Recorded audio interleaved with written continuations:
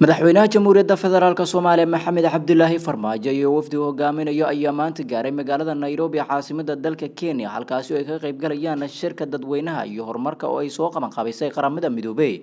shirkan uu hogaaminayo sanduuqa qaramada midoobay ee horumarinta dadka UNFPA ayaa lagu jaangoynaya qorshayaasha loo dhan yahay ee dhinacyada horumarka iyo halbeegyada sanadlaha ah ee heer qaaradeed agaasimaha warfaafinta iyo xiriirka warbaahinta madaxtooyada Soomaaliya Cabdinuur Maxamed Axmed ayaa warbaahinta faahfaahin ka siiyay socdaalka madaxweynaha jamhuuriyadda federaalka Soomaaliya Nairobi iyo shirkan muhiimada Soomaaliya u leeyahay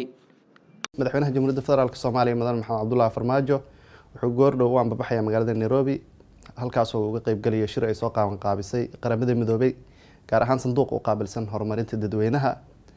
dowladda federaalka Soomaaliya waxa ay mudnaan gaar ah siinaysaa wax kasta oo looga arinsanayo horumarka maadaama dalkeenu uu yahay dal u baahan maalgashi iyo garab istaag shirkan waxa si gaar ah diiradda loogu saari doonaa arrimaha awoodsiinta haweenka kaalinta dhalinyarada ee hogaaminta iyo horumarka si loo gaaro hadafyada horumarka ee waara ama sustainable development goals kuwaas oo ahmiyad gaar u leh dalkeena waxaan rajaynaynaa insha Allah shirkaas inuu noqdo mid miro dhal ah oo ka turjumi kara dowladda federaalka Soomaaliya ee la tagi doonto himilooyinka shacabka Soomaaliyeed ee la xiriira arrimaha horumarka iyo horumarinta dadweynaha. Waa mahadsantiin.